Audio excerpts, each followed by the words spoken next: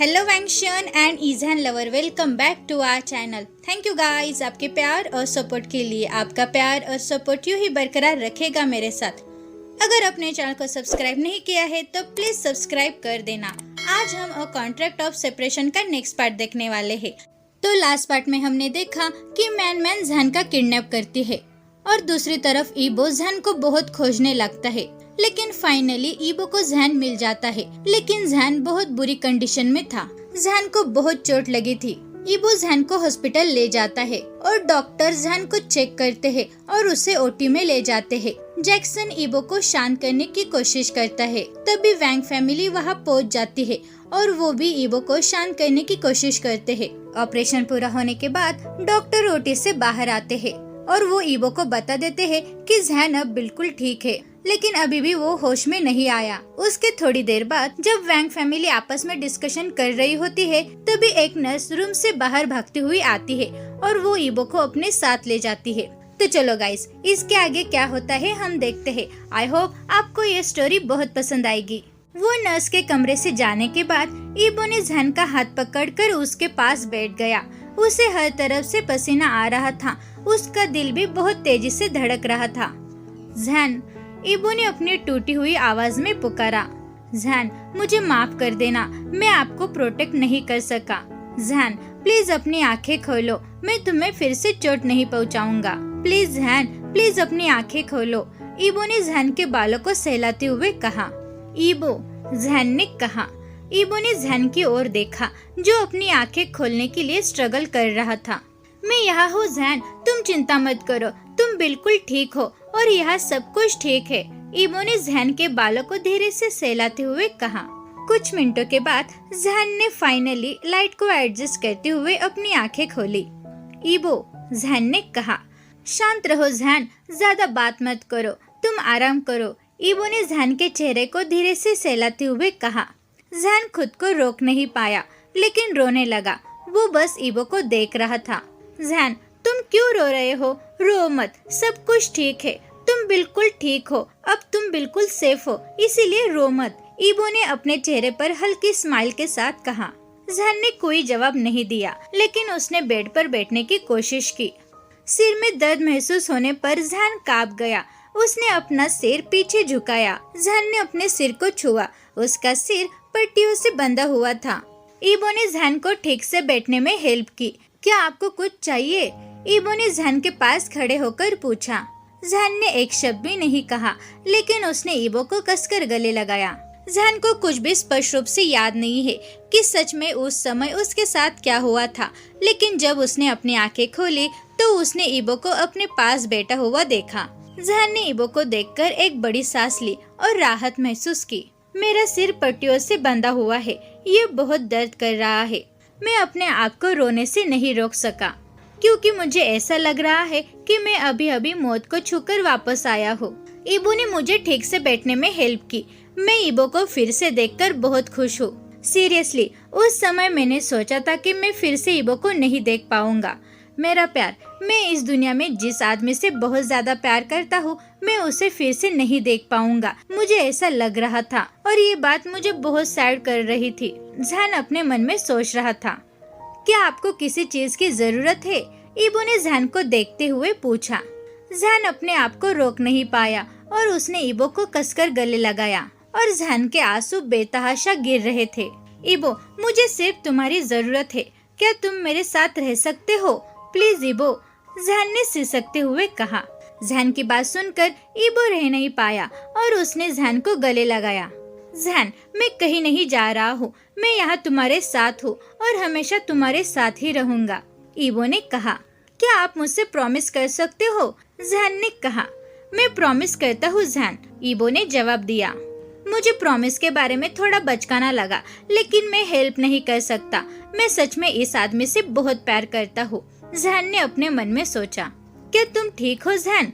ईबो ने पूछा, क्योंकि वो अभी भी एक दूसरे को गले लगा रहे थे। लेकिन जहान ने अभी रोना बंद कर दिया है और उसे ईबो की बाहों में सचमुच शांति महसूस हो रही है। जहान को ईबो की बाहों में बहुत वार्मनेस महसूस हो रही थी। उसने अपनी आंखें बंद कर ली। थोड़ी देर बाद ईबो को कोई भी हलचल महसूस नहीं हुई। जहान, क्या आप सोना चाहते हैं? ईबो ने पूछा, लेकिन जैन ने कोई जवाब नहीं दिया। ईबो ने जैन की जांच करने के लिए अपने बाहों से थोड़ा खींच लिया तो ईबो ने देखा कि जैन पहले से ही सो रहा था। ईबो ने केयरफुली जैन को बेड पर लेटा दिया और उसकी बॉडी कंबल से ढक दी। आई एम सॉरी सर, लेकिन सब कुछ ठीक है? नर्स ने केबिन में आकर पूछा। हाँ, उसने मुझसे बात की और फिर से सो गया, ईबो ने जवाब दिया। ठीक है सर, लेकिन अब आपको बाहर जाना होगा, नर्स ने कहा। लेकिन क्यों? ईबो ने खड़े होते हुए पूछा। डॉक्टर चेकअप के लिए आ रहे हैं। तो नर्स आगे कुछ बोलने ही वाली थी, तभी ईबो ने उससे कट कर दिया। तो क्या हुआ? मैं उसका हस्बैंड हूँ, मैं यहाँ क्यों नहीं रह सकता? ईबो ने कहा। यहाँ क्या हो रहा है? डॉक्टर ने कमरे में एंटर करते हुए पूछा। वो मुझसे बाहर जाने के लिए कह रही है ताकि आप उसको चेक कर सके। क्या मैं पूछ सकता हूँ कि मुझे बाहर क्यों जाना होगा? मैं उसका हस्बैंड हूँ, ईबो ने डॉक्टर को घूरते हुए पूछा। ईबो की बात सुनकर वो डॉक्टर हंसने लगा। मैं देख सकता हूँ यंग बॉय कि तुम अपने हस्बैंड के लिए बहुत ओवर प्रोटेक्टिव हो, लेकिन ये सिर्फ एक रूल है। जब हम कोई भी पेशेंट को चेक करते हैं तब उसके फैमिली मेंबर यहाँ नहीं रुक सकते। और यंग बॉय, आपकी पूरी फैमिली आपका बाहर वेट कर रही है। मुझे आपकी फैमिली बहुत चिंतित लग रही थी। तो जाओ यंग बॉय और अपने फैमिली को बताओ कि आपका हस्बैंड बिल्कुल ठीक है। और एक बात, मैं आपसे प्रॉमिस करता हूँ कि मैं ज्यादा समय नहीं लूंगा, बस मैं 10 मिनट लूंगा, ठीक है? डॉक्टर ने कहा और अपने पलकें झपकाई। डॉक्टर की बात सुनने के बाद ईबो ने सिर हिलाने के अलावा कुछ भी नहीं कहा और ईबो ने जैन को देखा। उसने जैन के बालों को सहलाया और जैन के गालों पर एक किस किया और फिर बाहर चला गया। ईबो की इस हरकतों पर डॉक्टर हंसने लगता है। उसने सचमुच मुझे अपने अतीत के बारे में सोचने पर मजबूर कर दिया। जब मेरी वाइफ हॉस्पिटल में थी और वो घायल थी और प्रेग्नेंट भी, उस समय मैं बहुत नादान था और तब मैंने वही किया था जब आज उस लड़के ने किया है, डॉक्टर ने कहा और हंसने लगे। ईबो केबिन से बाहर आया जहाँ हर कोई उसके लिए एक अच्छी खबर सुनने के लिए इंतजार कर रहा था। मिस्टर शाओ और जियांग भी वहाँ आ गए थे। ईबो बेटा, वो कैसा है? मिस्टर शाओ ने ईबो को देखते हुए पूछा। जैन अब बिल्कुल ठीक है, आप चिंता मत करो पिताजी, ईबो ने जवाब दिया। ईबो, क्या हम उससे मिल सकते हैं? मिस्टर वांग ने ईबो की ओर कुछ कदम बढ़ाते हुए पूछा। डॉक्टर जैन को चेक कर रहे हैं और जैन अभी सोया हुआ है, ईबो ने कहा। ईबो ग, क्या जैन ग ने कुछ बात की? जियांग ने पूछा और उसकी आंखें आंसू से भरी हुई थी।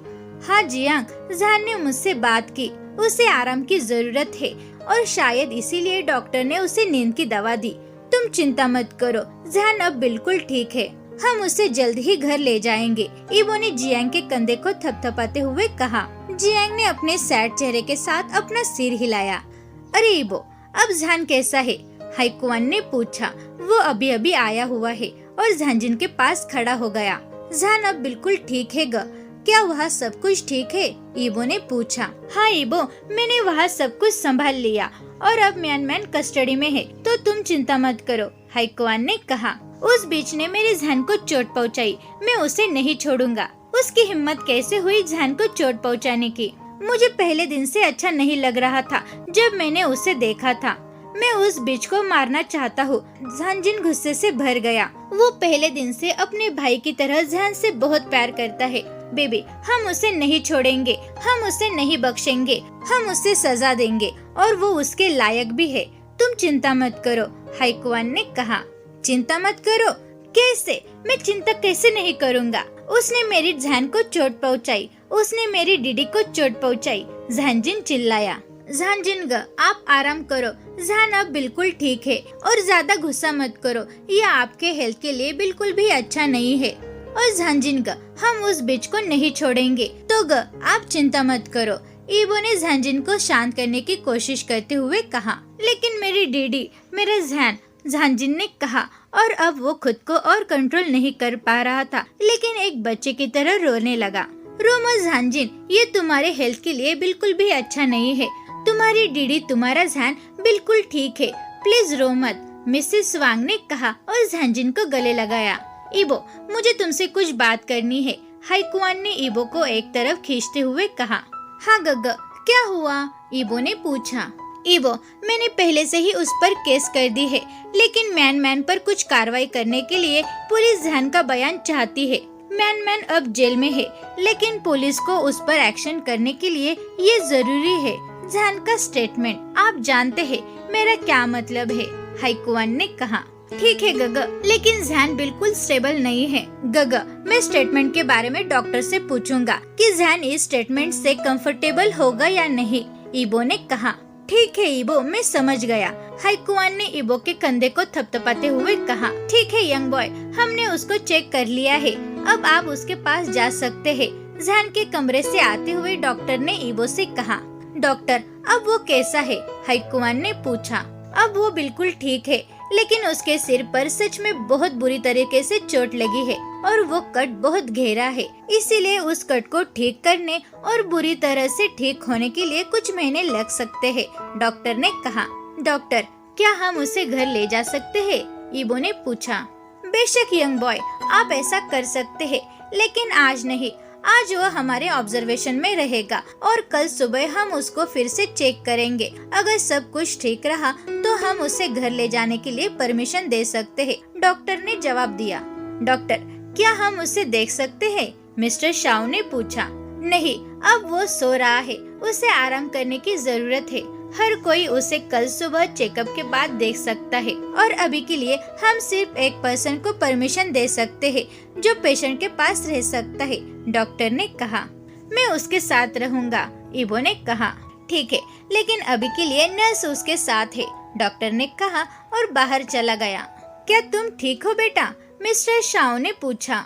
मैं ठीक हूँ, ईबो ने कहा और अपना सिर हिलाया। मुझे पता है बेटा, तुम बिल्कुल भी ठीक नहीं हो। यहाँ हर कोई जहान के बारे में सोचने में इतना बिजी है कि कोई भी तुम्हारे सैड चेहरे को नहीं देख पाया। मुझे पता है तुम उससे बहुत प्यार करते हो, चाहे तुम कितना भी इनकार कर लो, लेकिन मैं ये बता सकता हूँ कि तुम उससे बहुत प्यार करते हो। ईबो, तुम अपना और उसका ख्याल रखना। जाओ, अब उसके पास जाओ, हम तुम्हारे साथ हैं। अगर किसी भी चीज की जरूरत है तो सिर्फ हमें कॉल करो, मिस्टर शाओ ने कहा और ईबो को गले लगाया। हक को ब्रेक करके ईबो जहान के केबिन में चला गया, जहाँ जहान चैन से सो रहा था और नर्स ने सारी दवाई टेबल पर रख दी थी। तुम आ गए, सुनो, वो जल्द ही जाग जाएगा। उसके जागने के तुरंत बाद हमें बुलाओ, उसे कुछ खाने की जरूरत होगी, नर्स ने कहा और जाने ही वाली थी, लेकिन ईबो ने उसे रोक दिया। मुझे माफ करो, लेकिन क्या वो घर का खाना खा सकता है, ईबो ने पूछा। हाँ, वो घर का खाना खा सकता है, नर्स ने कहा। ठीक है, मुझे हॉस्पिटल का खाना पसंद नहीं है, तो क्या आप यहाँ एक सेकंड के लिए खड़े हो सकते हैं, मैं जल्द ही वापस आऊंगा, ईबो ने कहा और कमरे से बाहर भाग गया। मॉम, ईबो चिल्लाया और मिसेस वांग के पास भागकर गया। हाँ बेटा, क्या हुआ, मिसेस वांग ने पूछा। माँ, जहान को खाना चाहिए, लेकिन मैं नहीं चाहता कि वो हॉस्पिटल का खाना खाए, ईबो ने कहा। ठीक है ईबो, मैं सूप बनाने के लिए जा रही हूँ, मैं जल्द ही वापस आऊंगी, मिसेस वांग ने कहा। रुको माय लव, मैं भी तुम्हारे साथ आ रहा हूँ, मिस्टर वांग ने कहा और वे दोनों हॉस्पिटल से बाहर चले गए।